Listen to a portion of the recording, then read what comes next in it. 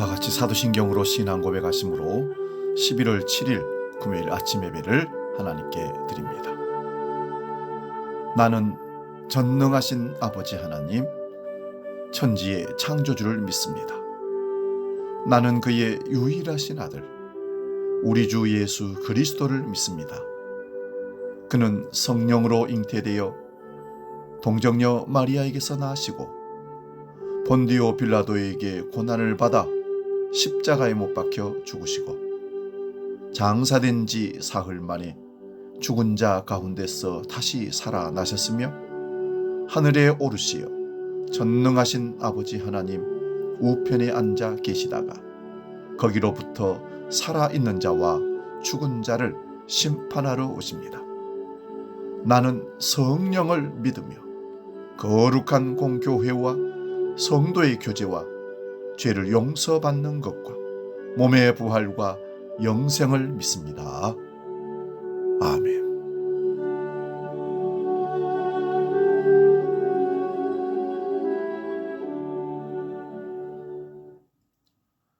찬송가 546장 주님 약속하신 말씀 위에서 함께 찬송합니다.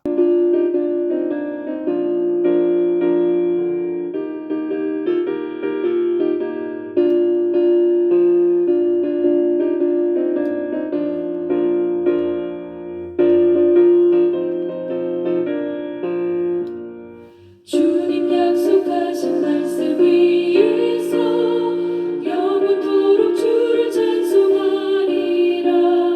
소리 높여 주께 영광 돌리며 약속 믿고 굳게 서리라.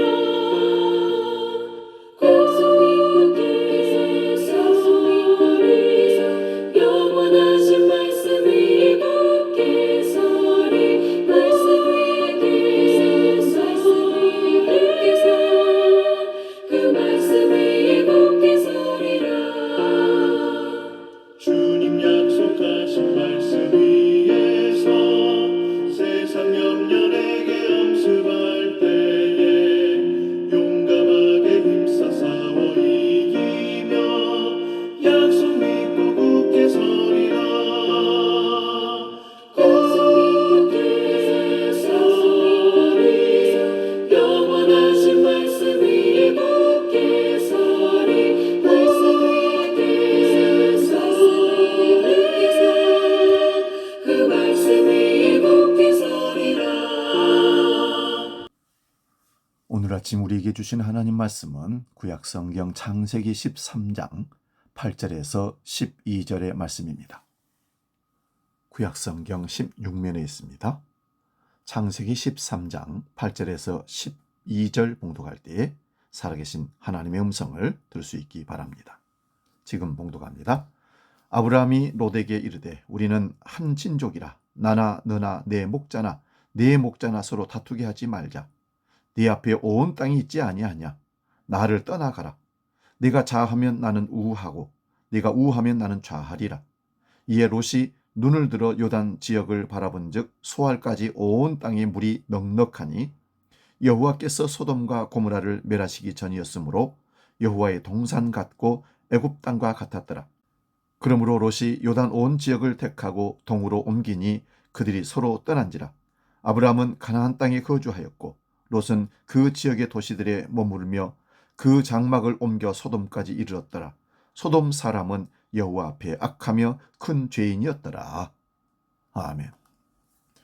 봉독한 말씀으로 확률이 아닌 확신으로 살라. 확률이 아닌 확신으로 살라. 이런 제목으로 말씀을 상고하면서 피차 은혜 나눕니다. 세상에서는 확신이 아니라 확률이 더 필요합니다. 우리는 흔히 계획을 세웁니다. 마치 미래가 그 계획대로 흘러가 줄 것처럼 믿습니다. 하지만 세상은 본질적으로 불확실성 위에 서 있습니다. 우리가 장담하는 모든 말은 사실 장담이 아니라 마음속 불안을 달래기 위한 예측의 흉내일 뿐입니다. 삶은 확신이 아니라 확률입니다.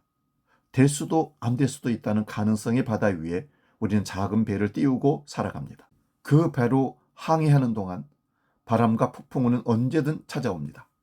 그럴 때 중요한 건 바람의 정면으로 맞서 부러지지 않는 힘이 아니라 오히려 맞서지 않고 바람의 방향을 읽어내는 지혜입니다.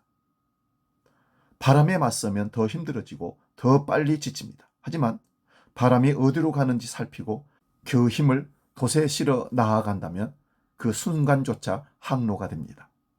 확신 대신 확률을 선택해야 합니다. 확신은 뜻대로 되지 않는 순간 쉽게 무너집니다.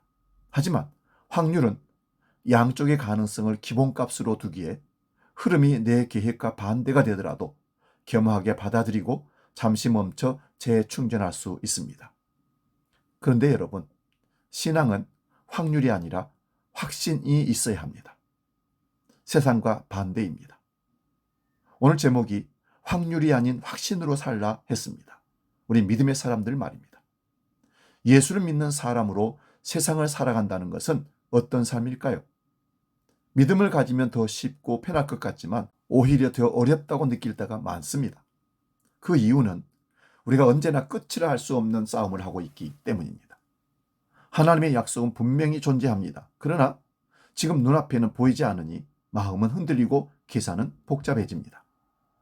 그래서 믿음의 본질은 결국 이 질문으로 귀결됩니다. 나는 확률로 선택할 것인가? 확신으로 결단할 것인가? 창세기 13장에서 아브라함과 조카 롯은 서로 갈라져야 하는 순간을 맞이했습니다. 소유가 많아 다투게 되었을 때 삼촌 아브라함은 조카에게 먼저 선택관을 제시합니다. 네가 좌하면 나는 우하고 네가 우하면 나는 좌하리라. 이는 단순한 양보가 아니었습니다. 자신의 결정권을 포기한 것이 아니라 하나님의 인도하심에 대한 확신의 고백이었습니다. 반면에 롯은 눈앞의 풍요를 찾았습니다. 물이 넉넉하고 보기에 좋은 소돔과 고모라 땅을 선택했습니다. 그런데 그의 선택은 확률에 근거한 계산이었습니다. 결국 그 끝은 하나님의 유황불 심판이었습니다. 반면에 아브라함은 척박한 땅인 가나안에 남았습니다. 이는 어떻게 보면 손해를 보는 것 같았지만 그것은 하나님의 약속에 근거한 믿음의 결단이었습니다. 롯은 확률로 선택했고 아브라함은 하나님께 대한 확신으로 결단한 것입니다. 이 같은 결정을 통해 우리는 아브라함의 마음을 깊이 들여다볼 수 있습니다. 사실 아브라함이라고 해서 물이 넉넉하고 에덴 동산 같은 곳이 부럽지 않았겠습니까? 또 그런 땅을 조카에게 준 것이 아깝지 않겠습니까? 그러나 그는 하나님의 인도하심을 보았고 그렇게 결단했습니다. 척박한 가나안 땅을 소돔과 고모라처럼 번영으로 바꿔달라는 망상을 붙든 것이 아니었습니다. 오히려 매일 물을 길어 올려야 하고 평생 가난하게 살아도 그 땅이 에덴 동산처럼 개발되지 않아도 괜찮다. 하나님이 나와 함께 하신다면 나는 그것으로 충분하다. 내 기대에 맞는 만족이 아니더라도 견디고 받아들이며 인정하겠다. 이것이 아브라함의 결단이었고 오늘 우리에게 필요한 믿음의 길입니다. 사랑하는 여러분, 믿음의 삶은 단순히 좋은 선택을 하는 삶이 아닙니다. 옳은 결단을 하는 삶입니다. 확률은 우리의 머리를 움직이지만 확신은 우리의 발을 움직입니다. 선택은 눈앞의 이익을 따르지만 결단은 보이지 않아도 끝까지 걸어가게 만듭니다.